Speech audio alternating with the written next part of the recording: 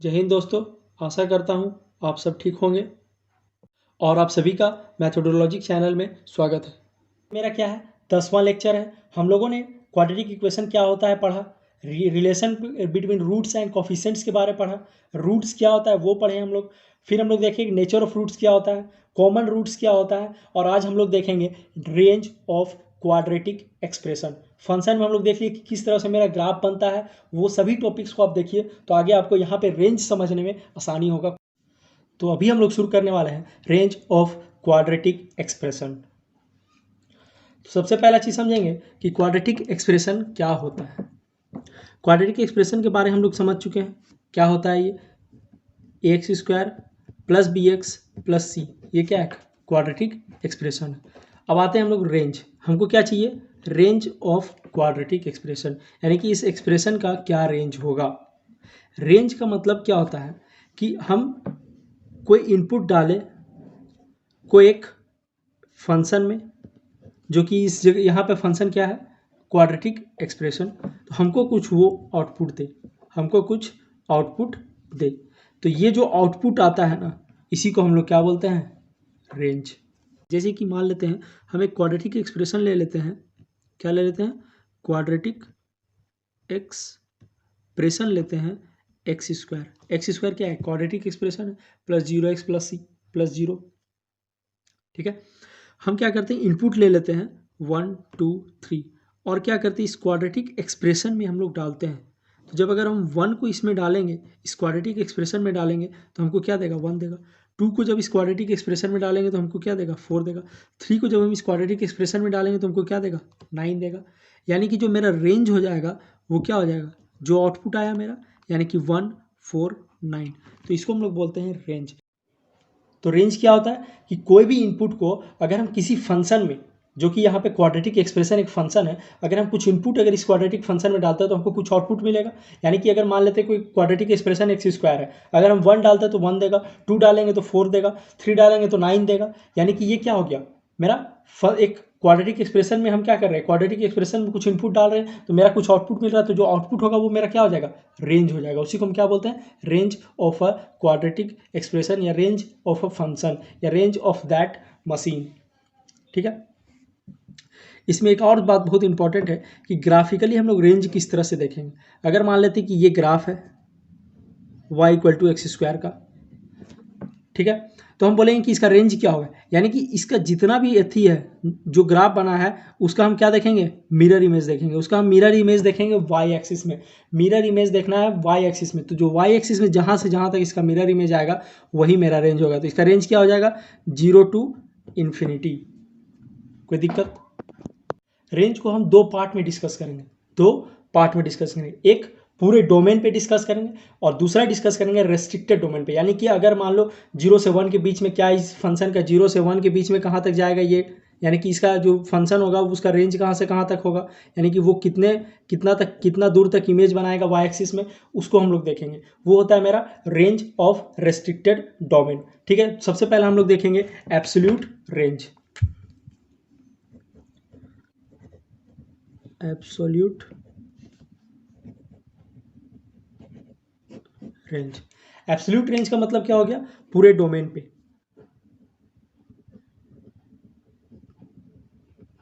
और डोमेन कहाँ से आता है, एक्स एक्सिस का जितना भी आउटपुट होता है, जितना भी इनपुट होता है, सॉरी जितना इनपुट होता है एक्स एक्सिस में, पूरा जितना इनपुट होता है, यानी रियल नंबर हम लिए तो पूरा रियल नंबर, अगर हम रेशनल नंबर लिए तो पूरा रेशनल नंबर, अगर इंटीजर लिए तो पूरा इंटीजर्स। तो उस सभी एलिमेंट्स को जब डालते हैं, जब हम इस क्वाड्रेटिक एक्सप्रेशन में डालेंगे, अगर रियल नंबर लेते हैं तो रियल नंबर को अगर हम इस क्वाड्रेटिक एक्सप्रेशन में डालेंगे तो कुछ आउटपुट देगा।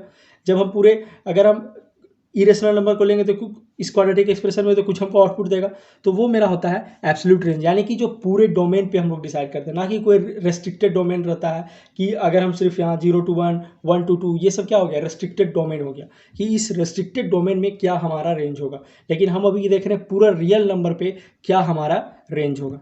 ठीक है, तो जो हम लोग का क्वाड्रेटिक एक्सप्रेशन है y equal to a x square plus b x plus c, इसका जो ग्राफ बना था वो मेरा क्या आया था, इस तरह का कुछ ग्राफ था, इस तरह का कुछ ग्राफ था, जिसका वर्टेक्स क्या होता था, हम जो बोले याद रखना है, -b/2 है एंड -d/4 है।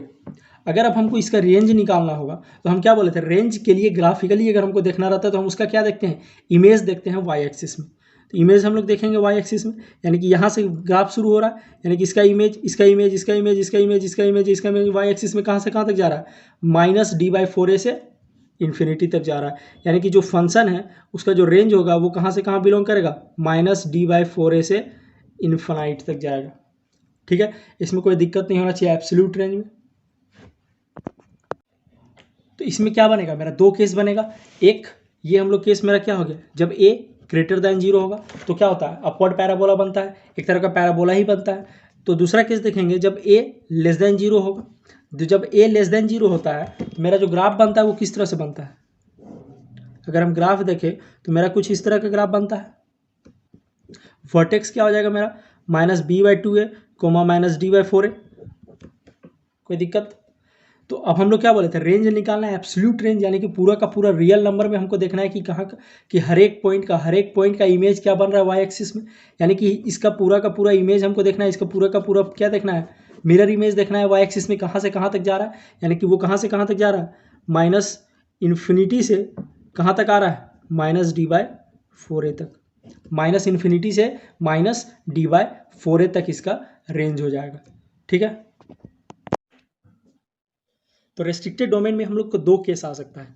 एक कि जब ये डोमेन जो है वो वर्टेक्स को बिलोंग नहीं करेगा, जब डोमेन जो है वो वर्टेक्स को बिलोंग नहीं करेगा, यानी कि अगर a ग्रेटर देन 0 रहा तो मेरा जो ग्राफ बनेगा वो इस तरह का बनेगा, यानी कि जो मेरा वर्टेक्स होता है वो क्या होता है, -b/2a, -d/4a, यानी कि जो डोमेन है, यानी कि जो हम x1 x2 लेंगे, अगर हम x1 लेते हैं ये, तो x2 हमको इधर लेना पड़ेगा, इस तरफ हम x2 नहीं ले सकते हैं क्योंकि हमारा वर्टेक्स यहाँ पे बिलोंग नहीं करना चाहिए। दो केस अराइज हो सकता है क्योंकि दोनों का रेंज अलग अलग हो सकता है। ठीक है, तो हमारा जो वर्टेक्स है वो कभी भी बिलोंग नहीं करना चाहिए, ऐसा हम लोग कंडीशन ले रहे हैं पहला। ठीक है, और अगर a लेस देन 0 रहेगा तो मेरा जो ग्राफ बनता है वो किस तरह का बनता है, इस तरह का बनता है।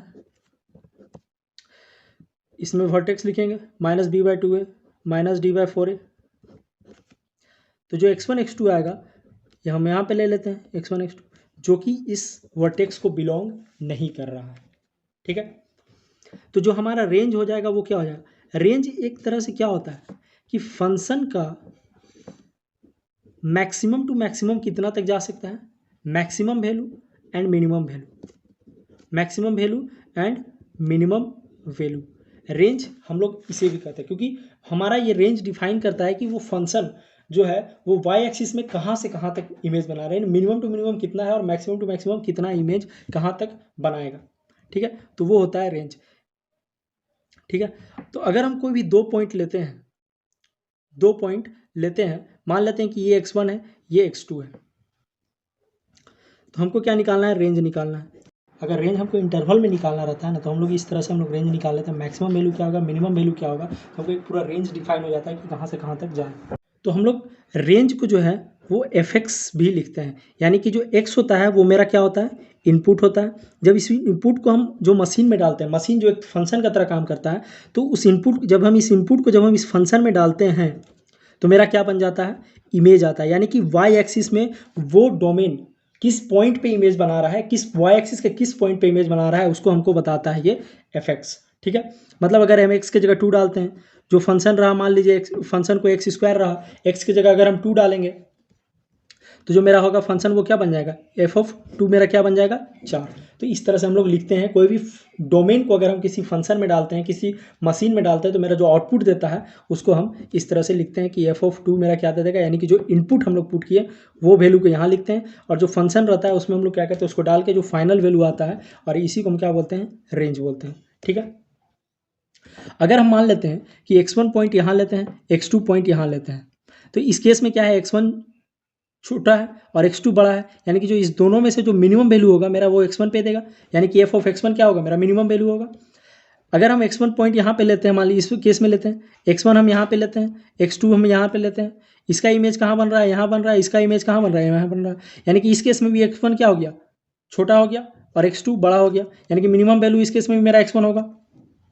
ठीक है, अगर हम क्या करते हैं, x1 को हम यहाँ लेते हैं और x2 को हम यहाँ ले लेते हैं, x2 को हम यहाँ ले लेते हैं। तो इस केस में मेरा x1 कहाँ गया, यहाँ, x2 कहाँ गया, यहाँ, यानी कि x2 मेरा क्या हो गया, निगेटिव, और x1 क्या हो गया, पॉजिटिव, यानी कि इस केस में मेरा क्या हो गया, x2 क्या हो गया, मिनिमम। इस दोनों को अगर हम मिलाकर अगर हम एक कंडीशन बनाएं कि अगर ये ग्रेटर दैन जीरो रहे या ये लेस दैन जीरो रहे, हमको ग्राफ से कोई मतलब नहीं, फंक्शन से कोई मतलब नहीं, कि फंक्शन हमको जो दिया रहेगा उसमें हम लोग देखेंगे कि ये ग्रेटर दैन जीरो या लेस दैन जीरो, हम लोग को चेक करने का कंडीशन नहीं ज़रूरत पड़ेगा। उसके लिए हम क्या करेंगे कि जो मिनिमम अगर हम देखें, मिनिमम वैल्यू चाहिए, तो मिनिमम जो एफ ऑफ x1 पे दे और minimum of f of x2, यानी कि इस दो वैल्यू का जो मिनिमम वैल्यू होगा वो मेरा फंक्शन का जो कि मतलब जो रेंज कहाँ से शुरू होगा वो हमको बताएगा। और अगर इसी दो पॉइंट का अगर हम मैक्सिमम वैल्यू ले लेंगे तो फाइनल ये कहाँ तक जाएगा वो हमको ये कंडीशन हमको बताएगा कि रेंज हमारा कहाँ से कहाँ तक, मिनिमम टू मिनिमम कहाँ से कहाँ रहेगा और मैक्सिमम टू मैक्सिमम मेरा कहाँ से कहाँ तक जाएगा उस रेस्ट्रिक्टेड डोमेन में। तो इस तरह से हम लोग निकालते हैं। अगर रेस्ट्रिक्टेड डोमेन में अगर हम लोगों को रेंज निकालना हो जहाँ पर कि वर्टेक्स बिलोंग नहीं कर रहा हो तो हम लोग इस तरह का कंडीशन को यूज करते हैं, और ये बहुत इंपॉर्टेंट कंडीशन है। हम लोग यहाँ पे ये कंडीशन चेंज कर दिए, चाहे हमको ए ग्रेटर दैन जीरो रहे चाहे ए लेस दैन जीरो रहे, रेंज का जो फंक्शन, रेंज अगर हमको कभी भी कोई भी क्वाड्रेटिक इक्वेशन का अगर निकालने बोलेगा तो हम लोग ये कंडीशन को यूज़ करके हम लोग क्वाड्रेटिक इक्वेशन का रेंज निकाल सकते हैं। तो अब जो मेरा डोमेन है वो क्या हो रहा है, डोमेन के अंदर क्या आ रहा है, जो वर्टेक्स है माइनस बी बाई टू है वो मेरे अंदर लाई कर रहा है, यानी कि डोमेन में लाई कर रहा है। मेरा ग्राफ क्या होता है, सबसे पहला चीज़ हम लोग वो देखेंगे। मान लेते हैं कि एक ग्रेटर दैन जीरो पे हम ग्राफ बनाएंगे, ठीक है। इसका वर्टेक्स क्या होता है, माइनस बी बाई टू है माइनस डी बाई फोर है, ठीक है। यानी कि अगर हम मानते हैं x1 x2 ये पॉइंट मानते हैं, x1 x2 ये पॉइंट इसलिए हम लोग ले पा रहे हैं, ये और ये पॉइंट इसलिए ले रहे हैं क्योंकि हमारा माइनस बी बाई टू ए इसके बीच में लाई कर रहा है। हम लोग क्या लिए हैं कि जब अगर माइनस बी बाई टू ए यानी कि ये जो डोमेन है ये हमारा इस जो रेस्ट्रिक्टेड डोमेन है उसके बीच में लाई कर रहा है, तो हम लोग ले रहे हैं x1 x2 ये, ठीक है। तो x1 ये x2 ये, या फिर ये क्या हो गया, a ग्रेटर दैन जीरो के लिए केस हो गया। उसी तरह अगर a लेस दैन जीरो रहता तो हमारा ग्राफ किस तरह से बनता है, इस तरह से बनता है, यानी कि यहाँ वर्टेक्स क्या हो जाएगा, minus b by two a comma minus d by four a. तो जो मेरा x1 हो जाएगा ये x2 हो जाएगा, इसके बीच में ही लाई कर रहा है, ठीक है, कोई दिक्कत नहीं। तो हमको क्या निकालना है, इसका रेंज निकालना है कि कहाँ से कहाँ तक लाई करेगा, ठीक है। तो रेंज निकालने के लिए हमको क्या करना होगा, हमको क्या करना होगा, मिनिमम वैल्यू, सबसे मिनिमम वैल्यू फाइंड करना होगा और सबसे मैक्सिमम वैल्यू फाइंड करना होगा, ठीक है। अगर मान लेते हैं कि x1 ये है मेरा, x2 ये है, लेकिन क्या x1 x2 से मिनिमम भी आ रहा है मेरा वैल्यू, यानी कि इसके जो मिड पॉइंट पे है, इसके जो मिड पॉइंट पे वैल्यू है माइनस डी बाई फोर ए जो आ रहा है इस माइनस बी बाई टू ए पे, वो मेरा सबसे मिनिमम होगा। यानी कि हमको यहाँ पे तीन चीज़ पे मिनिमम देखना होगा, यानी कि minimum of f of x1, f of x2 and minus d by four a. इस तीनों पे जो भी मिनिमम होगा वो मेरा जो है मिनिमम पॉइंट हो जाएगा, यानी कि जहाँ से मेरा रेंज शुरू होगा, जहाँ से मेरा रेंज शुरू होगा। और अगर मैक्सिमम वैल्यू चाहिए जो कि मेरा हो जाएगा फाइनल कहाँ तक वो रेंज जाएगा, यानी कि इस रेस्ट्रिक्टेड डोमेन में मेरा रेंज कहाँ से कहाँ तक होगा, यानी कि maximum of f of x1, f of x2 and minus d by four a. कोई दिक्कत यहाँ तक नहीं होना चाहिए क्योंकि हमारा x1 x2 तो ये लाई कर रहा है, लेकिन इस सबसे मिनिमम क्या है मेरा माइनस डी बाई फोर है, और हमको जो रेंज होता है वो सबसे मिनिमम टू मैक्सिमम जाता है, सबसे मैक्सिमम, ठीक है। तो सबसे मिनिमम क्या हो जा रहा है माइनस डी बाई फोर, यानी कि अगर हम रेंज निकाले तो अगर मिनिमम वैल्यू फाइंड करना है तो इस तीनों में मिनिमम देखना होगा और इस तीनों में मैक्सिमम देखेंगे तो मेरा रेंज आ जाएगा। अगर ये vertex minus b by two a जो है वो अगर हमारा डोमेन में, रेस्ट्रिक्टेड डोमेन में बिलोंग करेगा तो। उसी तरह से हम देख लेते हैं, अगर मान लेते हैं कि x1 यहाँ पे लेते हैं, x2 यहाँ पे लेते हैं, ठीक है, मान लेते हैं x1 हम यहाँ पे लेते हैं, x2 हम यहाँ पे लेते हैं। x1 पे वैल्यू मेरा क्या दे रहा है, ये दे रहा है, x2 पे वैल्यू ये दे रहा है, लेकिन अब इस यहाँ पे क्या बन जा रहा है मेरा, जब a लेस दैन जीरो है तो जो minus b by two a point पे मेरा जो रेंज आ रहा है वो माइनस डी बाई फोर है जो कि सबसे मैक्सिमम बन जा रहा है। यानी कि अब हमको यहाँ से भी नहीं पता चल पा रहा है कि x1 पे ज़्यादा होगा या x2 पे ज़्यादा होगा, ठीक है, लेकिन ये पता चल गया कि माइनस बी बाई टू ए पे मेरा रेंज सबसे मैक्सिमम होगा, ठीक है, जब ए लेस दैन जीरो होता है। तो हम क्या करेंगे, इसका इसका और इसका मिनिमम ले लेंगे। अगर हम पूरे अगर हम इस दोनों को क्लच करें एक साथ, यानी कि पूरा का पूरा अगर किसी भी केस हो, चाहे ए ग्रेटर दैन जीरो का केस हो या ए लेस दैन जीरो का केस हो, अगर हम इस दोनों पॉइंट को अगर हम क्लच करके अगर हम बनाएं, तो अगर सबसे जो मिनिमम वैल्यू होगा, यानी कि एफ ऑफ x1 का, एफ ऑफ x2 का और minus B bye 2a point का जो जितना भी मिनिमम वैल्यू होगा, जो जिस पॉइंट पे मिनिमम वैल्यू देगा ना, उसको हम लोग क्या मान लेंगे, फंक्शन का रेंज का मिनिमम वैल्यू मान लेंगे, जहां से मेरा फंक्शन का रेंज शुरू होता है। और इस तीनों पॉइंट पे जब मैक्सिमम देगा तो मेरा फंक्शन का फाइनल रेंज हो जाएगा, यानी कि रेस्ट्रिक्टेड डोमेन में मेरा रेंज कहां से कहां तक लाई करेगा, हमको ये इससे हमको पता चलेगा। ठीक है, तो अब एक क्वेश्चन हम लोग डिस्कस करने जा रहे हैं जो पिछले थ्योरी से रिलेटेड है। ठीक है, क्या बोल रहा है कि फाइंड करना है, क्या रेंज फाइंड करना है इस क्वाड्रेटिक एक्सप्रेशन है x square minus 5x plus 4 का।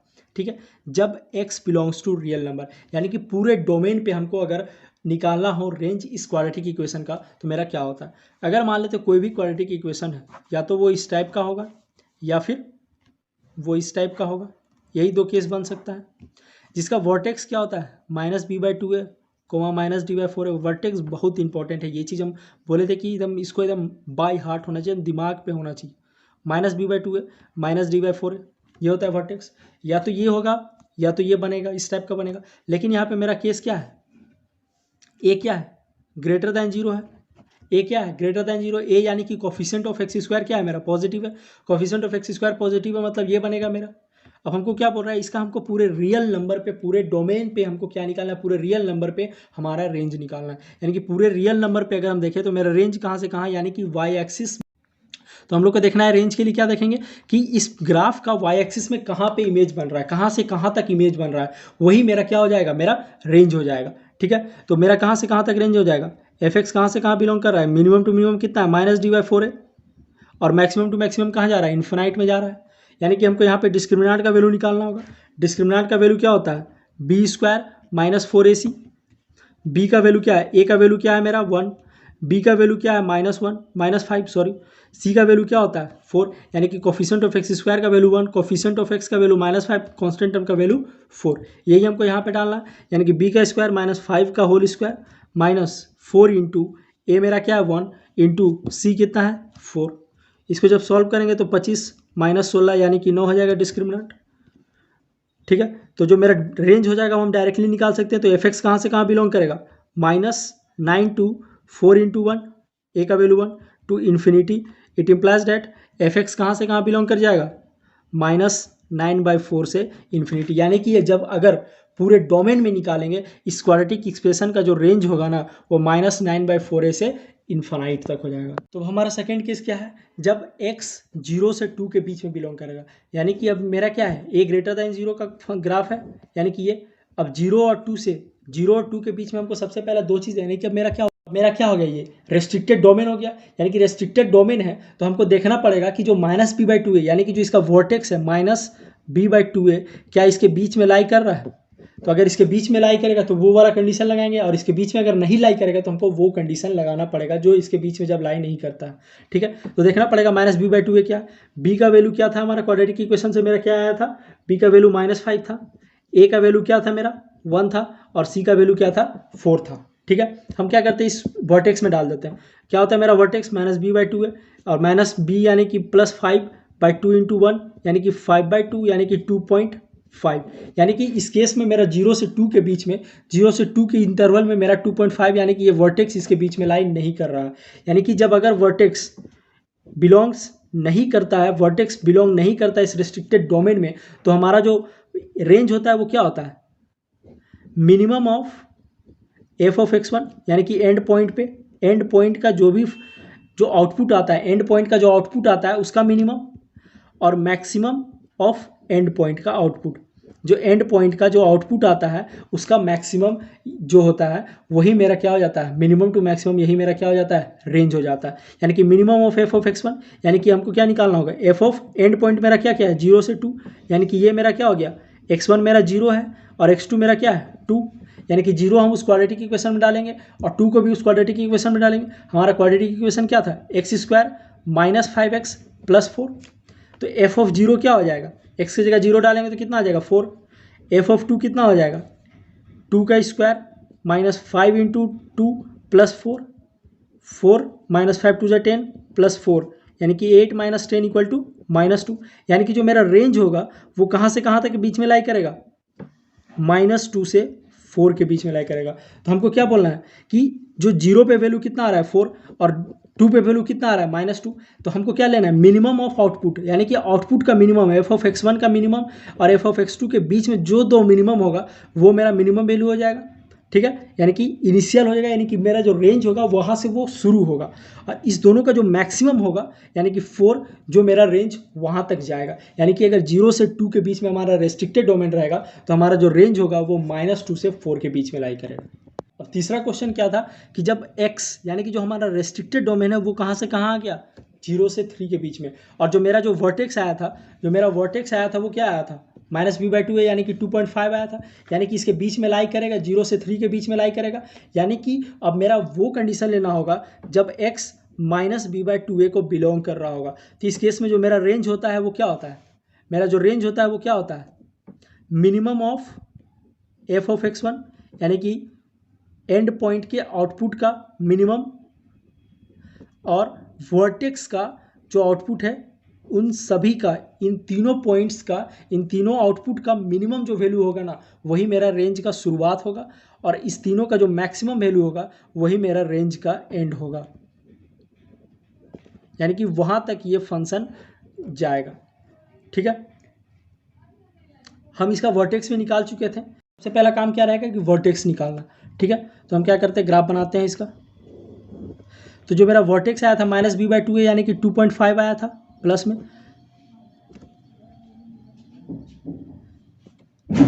ठीक है, x क्या था प्लस में, तो इसके वजह से जो रेंज आया था मेरा वो कितना आया था -9/4 आया था।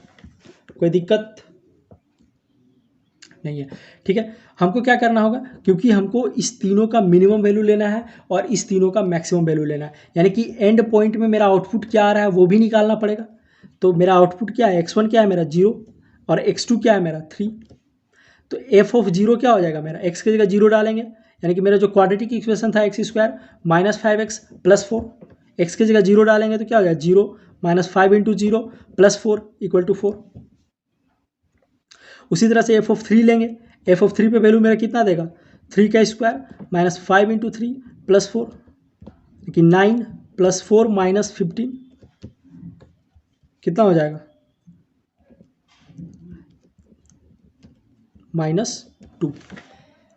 अब हमको किस किस पॉइंट पे चेक करना है, यानी कि एफ ऑफ 0 पे देखना है मेरा वैल्यू क्या आ रहा है, एफ ऑफ 3 पे वैल्यू कितना आ रहा है, और 2.5 पे वैल्यू कितना आ रहा है -9.4, यानी कि जब हम इसका अगर पॉइंट में निकाले तो माइनस कितना हो जाएगा 4 2 8 एंड 0 4 4 4 4 4 2 8 2.25, यानी कि इस तीनों में हमको मिनिमम देखना पड़ेगा, इस तीनों में हमको मिनिमम देखना पड़ेगा 4 -2 और -2.25 में मिनिमम कौन होगा -2.25, यानी कि जो मेरा रेंज होगा वो कहाँ से कहाँ लाई करेगा -2.25 से। अब इस तीनों में मैक्सिमम कौन है 4, तो मेरा रेंज जो है वो यहाँ से -2.25 से 4 के बीच में लाई करेगा, क्योंकि हमको एंड पॉइंट का और वर्टेक्स का मिनिमम लेना था, एंड पॉइंट और वर्टेक्स का मैक्सिमम लेना था। इसमें जो मिनिमम वैल्यू होगा वो मेरा रेंज, यानी कि यहाँ से शुरू होगा, इस रिस्ट्रिक्टेड डोमेन में यहाँ से शुरू होगा और यहाँ तक मैक्सिमम टू मैक्सिमम जाएगा, यही मेरा रेंज होता है। इस तरह से हम लोग यूज़ करते हैं जब अगर कोऑर्डिनेट्स, अगर वर्टेक्स बिलोंग करेगा उस गिवन रेस्ट्रिक्टेड डोमेन में और वर्टेक्स अगर नहीं बिलोंग करेगा उस गिवन रेस्ट्रिक्टेड डोमेन में, तो हमारा रेंज जो है वो चेंज हो जाता है। ये एक क्वेश्चन है जो आप लोग करना है, नेक्स्ट क्लास में हम लोग इसको डिस्कस करेंगे और फिर आगे अपना थ्योरी को कंटिन्यू करेंगे।